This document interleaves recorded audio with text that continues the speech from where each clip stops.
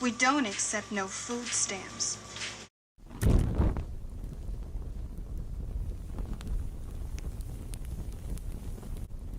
Hello everyone, welcome to my channel, or welcome back to my channel. I'm Tyler, and today we are talking about Friday the 13th Part 3 in 3D. This movie is fucking amazing. It is literally such a vibe. Like,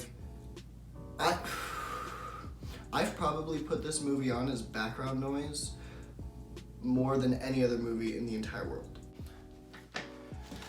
Just so you know, this is an older movie, so there will be spoilers. First of all, Friday the 13th Part 3 is directed by Steve Miner, who, of course, if you watch my previous review, also directed Part 2 and Halloween H2O. One thing I like so much about this film is that it carries over from the second one. This movie takes place the next day after the second one. And we meet this woman and her husband Harold, and his wife is watching the news, and on the news are the events of Part 2. And we also learn that Harold's supposed to be on a diet, but his wife is a bitch, so he doesn't really care. So that's the opening of our film. They get it. Their deaths are okay, they're not anything special really. And then from there we meet the rest of our lovely cast, which I have to say, the cast overall in this film is definitely a dip down after Part 2.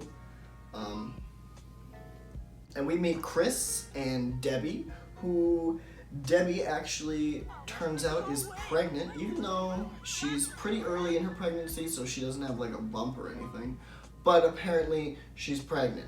And the guy who knocked her up, Mr. Andy, and Andy is cute as hell. Then we meet our stoner characters, who are like, they're pretty much the Cheech and Chong of this movie. I'm pretty sure her name is Edna, but I don't think anyone ever says her name throughout the entire film, but I'm pretty sure her name is Edna. And then we have Chuck, Chuck is hilarious. I love Chuck. I play him all the time in the game too. Friday the 13th, the game, I should do a review on that one too. And then we also meet Shelly, who apparently Shelly is the character that everyone hates in this film, but personally I enjoy his character quite a bit. He is like, I don't know, he's just the good prankster that this movie needed to infuse some comedy. I feel like without Shelly, this film would probably be much worse. They're going to pick up Vera. And yeah, Vera's a pretty cool character. She's kind of like the badass character who doesn't give a shit what anybody thinks. She's pretty cool. She has an attitude like the entire film, which, I mean, on her and Shelly kind of have like a thing. I mean, she's technically his date, but yeah. She's a cool character. They finally get to Higgins Haven, this little, house that she has on the lake, which, by the way, the lake is not a lake, it's a pond. Let's be real, it's a pond. They get to the bond, they all decided to go skinny dipping, but Shelly can't go because he's not skinny enough. They said they were going skinny dipping, and I'm not skinny enough. And they meet Rick, Rick is Chris's boyfriend, and let me tell you, he needs to calm the fuck down, okay?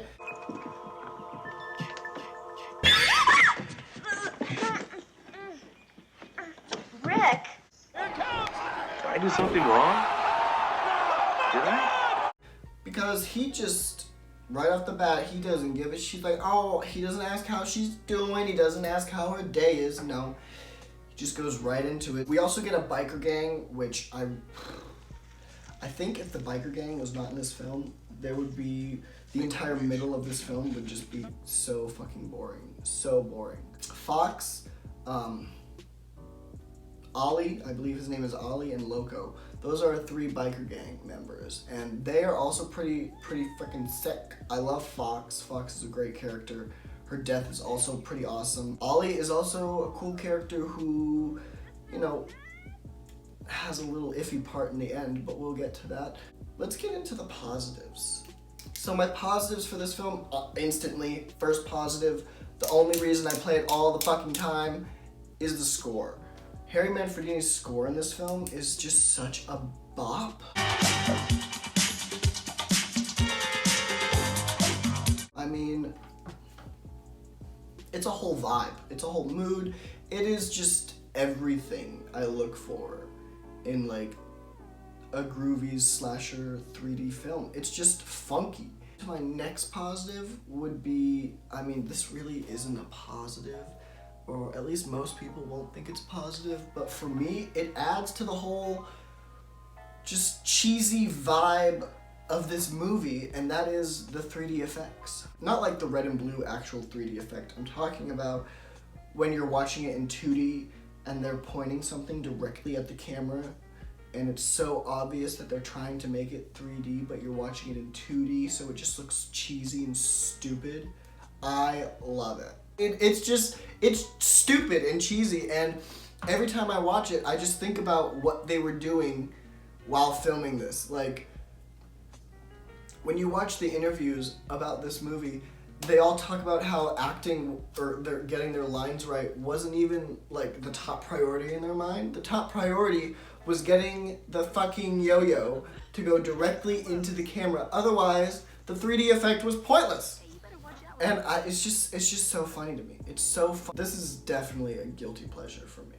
I can't watch this movie and be serious because its vibe, its whole energy is just so cheesy, stupid, fun. And then we have probably the best positive about this film that is probably the only thing in this film that really carried on throughout the series or even made a dent on the series, and that would be Jason's iconic mask.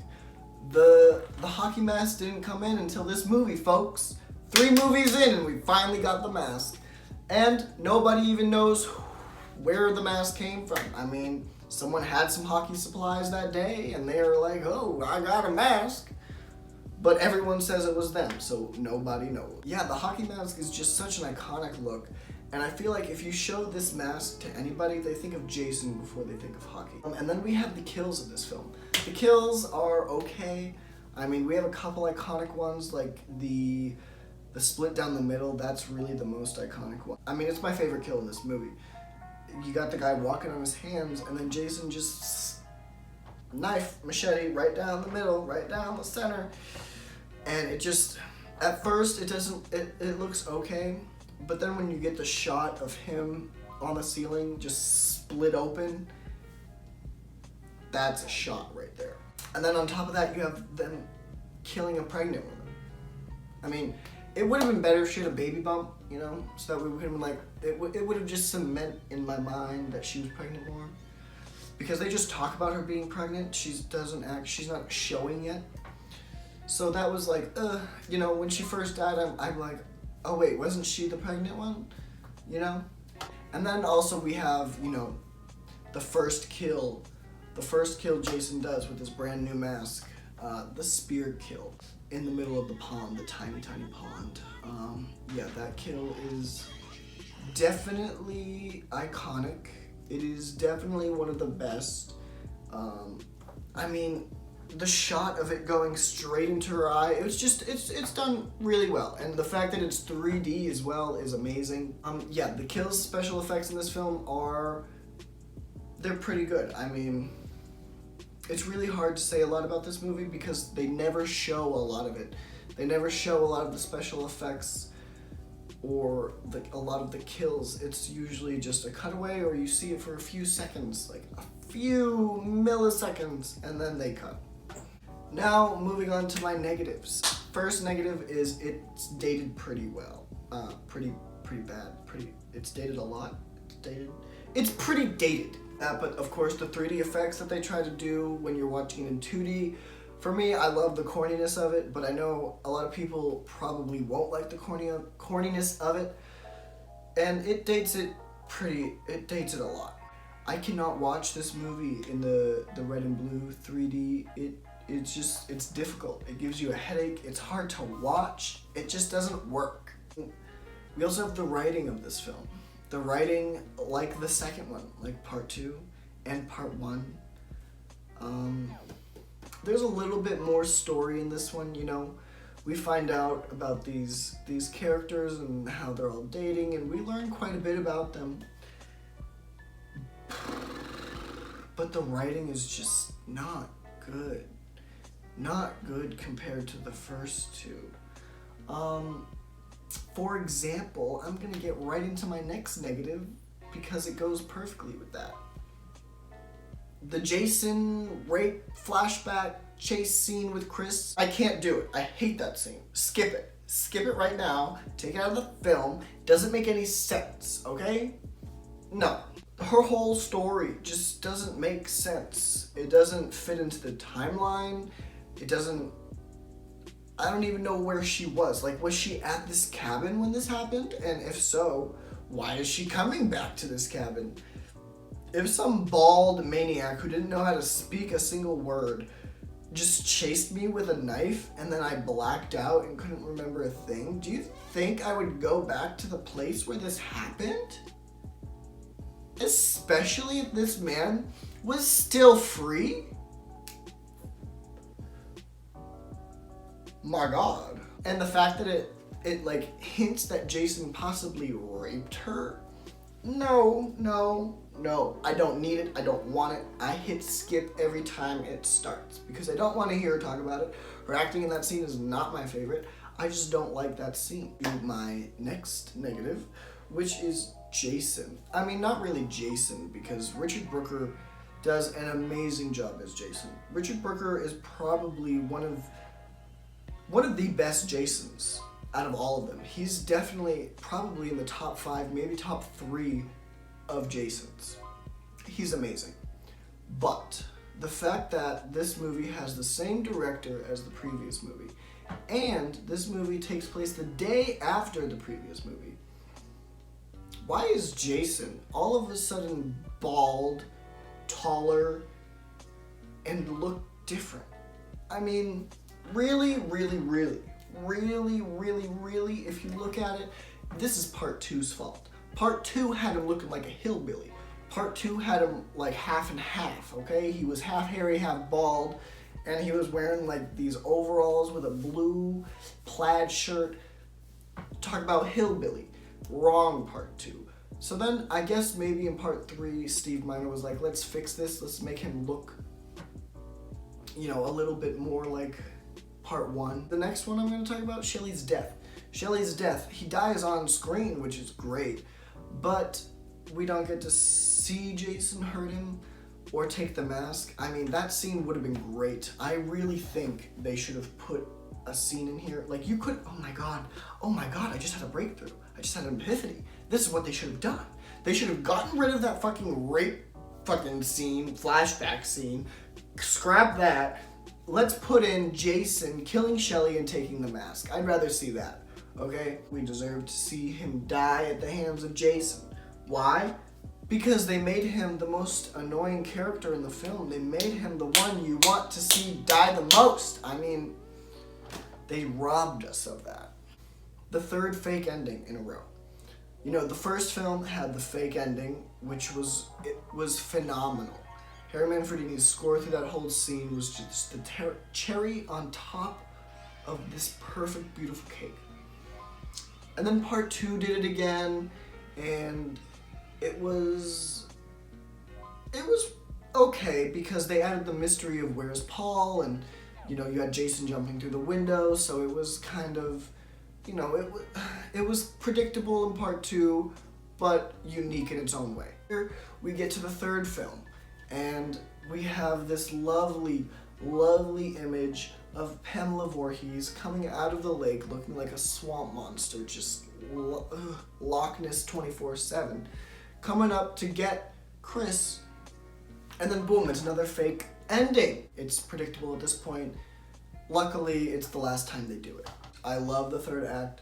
I love the whole sequence in the barn. I love that that Ollie comes back to save Chris, kind of, just to be killed again. I mean, I don't know how he lived from the first time he got beat, but hey. And I also love in the third act, at the very end of the film, when Chris is being, taken away to the hospital, and she's laughing because she's crazy. I love that. She's not my favorite final girl, and I think there's a reason for that. She can't handle it. She's not a final girl. She was just the last one left, but she's not the final girl in the story, if that makes sense. Also, a lot of people call this like Friday the 13th in a barn because half the movie takes place in a barn, which I actually don't mind. I don't mind the barn. I think it's a cool set piece and it sets this movie away from all the others. That's pretty much it, guys. I mean, this movie is, I would say, it's its own little thing. It connects to all the other films, but it just has its own energy, its own vibe to it, and it's a great, I love it. I love it. You may not like it, but I fucking love it. And if you hate it, tell me why you do in the comments below. Don't forget to like, comment, subscribe, hit the notification bell so you know when I post part 4, part 5, and the ranking. I mean, we got the ranking coming up, Child's Play's coming up, Scream, all of them, okay? So, I mean, I'm probably gonna rate this film 6.5, maybe a 6, probably a 6.5. That might be generous for this movie, but I love it. I mean, what more can I say?